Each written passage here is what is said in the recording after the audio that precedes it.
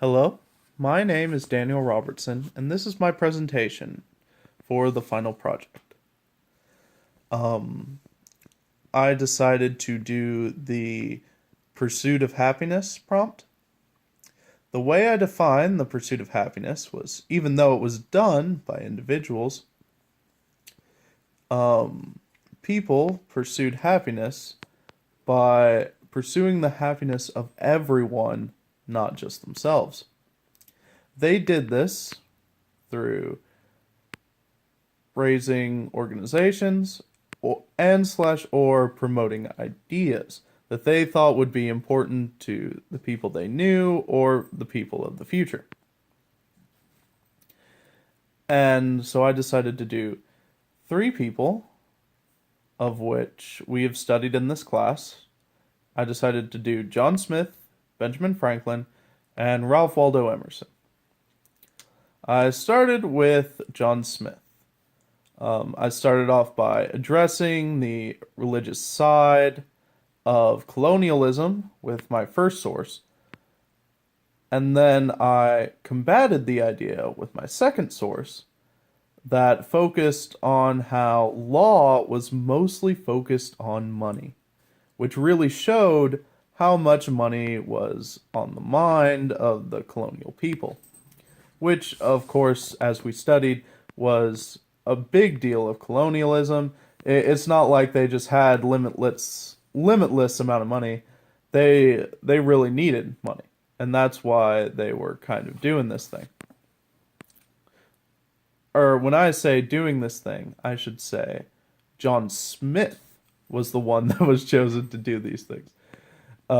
Because he was the one that unfortunately had the burden of trying to convince people to spend more money in these colonies.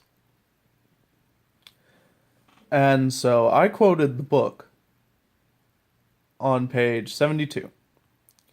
I quoted the entire last paragraph. It's the one that starts off by saying, I don't want to separate servants from masters or children from parents.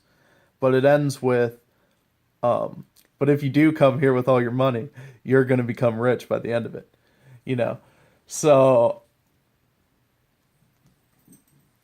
the his goals were very clear, but he was both religious and focused on finances in this quote. And that's why I used it, was because he spent the first time, talking about masters, servants, parents, and children by, and that's the religious side. And then he ended it with the financial side.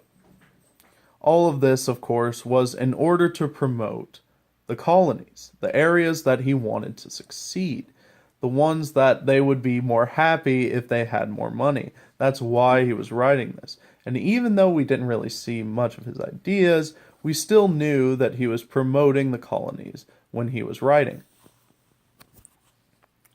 The next person I decided to focus on was Benjamin Franklin.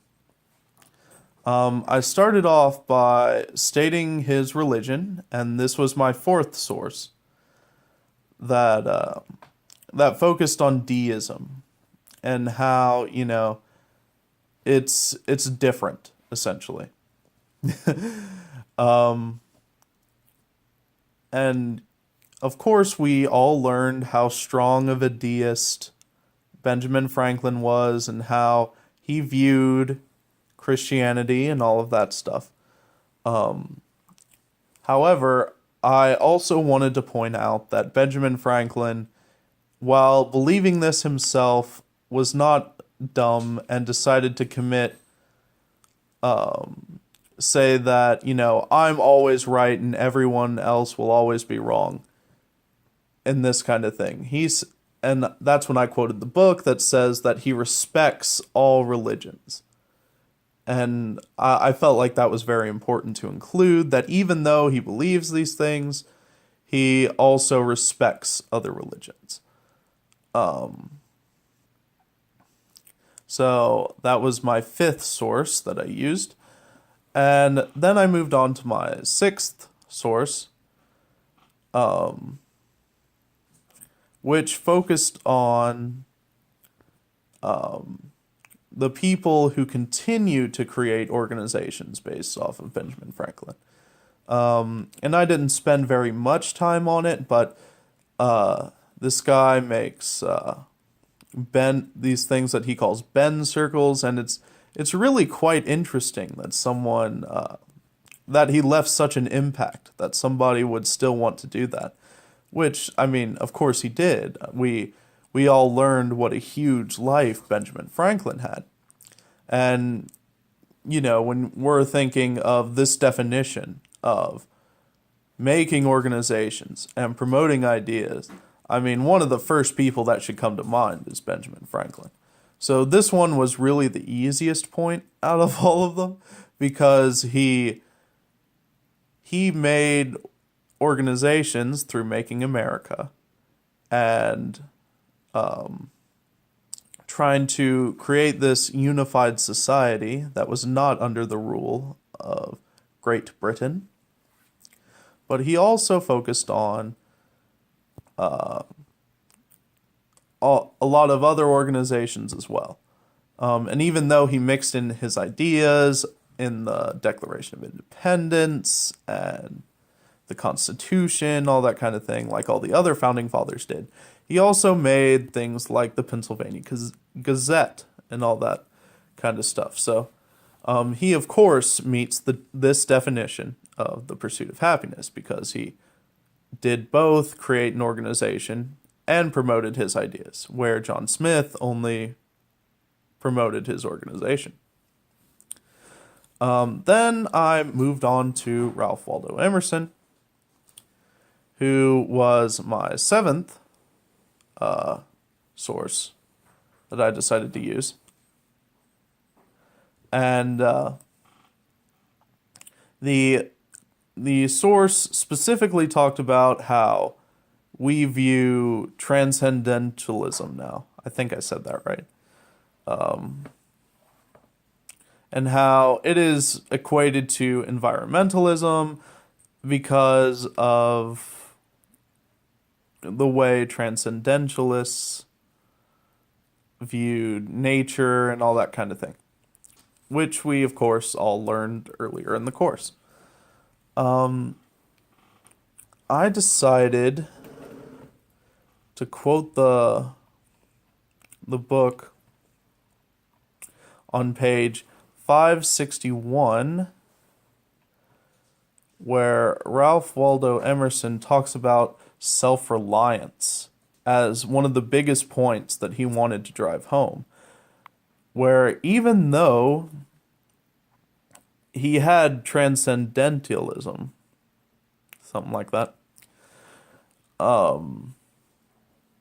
he mostly wanted to promote this idea of self-reliance, that we need to be, we need to be more independent as people instead of dependent. And unfortunately, when it came to sources, Ralph Waldo Emerson got the short end of the stick because he only got one, because I did 5 outside sources, 3 from the book. And so that is all the sources that I used. And then I just repeated the same ideas that John Smith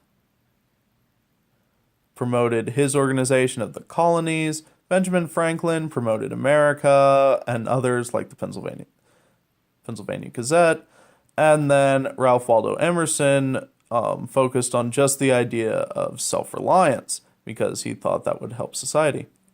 And then I made a modern example of Dave Ramsey because Dave Ramsey has the financial peace class, and he does his own radio show, and he makes a corporate level thing.